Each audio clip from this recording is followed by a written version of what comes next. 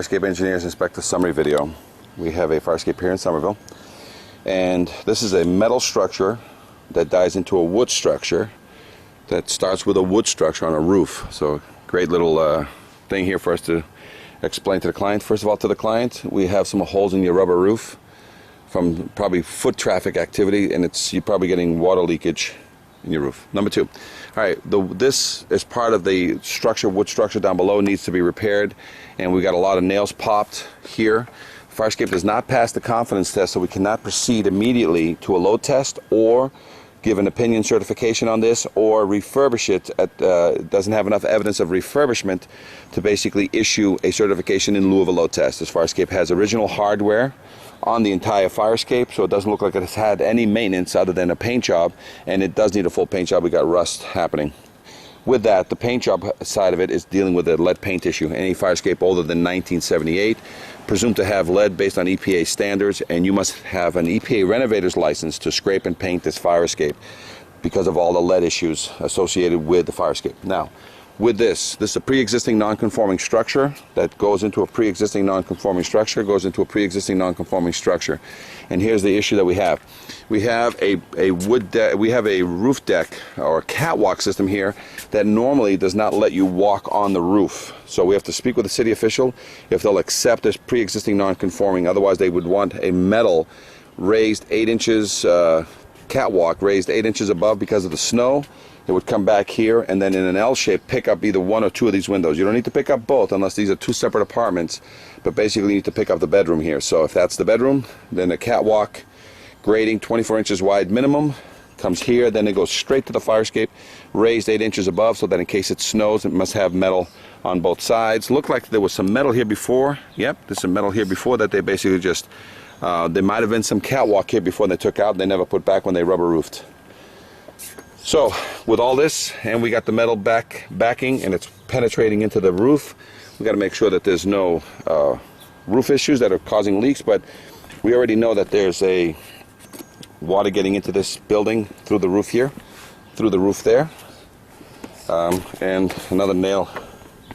That's why these are not made to walk on, because you basically cut the rubber when you step on this. So most likely people have been here. So catwalk system has to be addressed here. This window looks like it's out of a jar. It's not aligned anymore, so we have to make sure that all the windows are functioning onto the fire escape. So catwalk system, if the city official will allow this to be a pre-existing non-conforming, then you just need to reinforce this wood and metal structure so that it's tight. And you got to make sure, a lot of times on top of these rubber roofs they get the rubber 1/4 inch mats. If the city allows it, then no catwalk is needed. You're just going to need those mats so people can basically have a non-slip surface and non-obstruction. There's a lot of nails, screws, popping up that are going to be trip hazards and also causing water to get into this building on the floor below. Okay, stepping into this fire escape here, we have original hardware but no rust in the connections on some of these. So if that's the case, we can just scrape and paint these and then provide an opinion letter back to the city official if they accept that in lieu of a load test. Again, with a disclaimer about liability. Now, see these gratings? These gratings, all the rods inside have rusted out. See how bad those are? Right there. So we need to put a reinforcement flat underneath to basically get another 5 to 10 years out of this grating. Otherwise, replace the grating with a new style grating that doesn't have these rods. See, all rotted all the way through. What happens is these are going to separate people's feet, get stuck in there, and they're going to break their feet or their legs because it's, basically these things are no longer, they're not repairable. You can't get in here and repair these. You can only reinforce these. Then you got to silicone shut all of these so that you can buy another 5 or 10 years. Definitely needs a paint job. See all the rust build up there? Huge rust build up there. Full refurbishment there. See all the rust build up there? Full refurbishment. The gussets are in good order, so you can keep them. Then we just, if the city accepts an opinion, we'll and with a disclaimer. Otherwise, to keep the existing structure the way it is with the good bolts, we load tested. We can guarantee this bolt. Otherwise, we change these bolts out. Then that's a certification in lieu of a load test.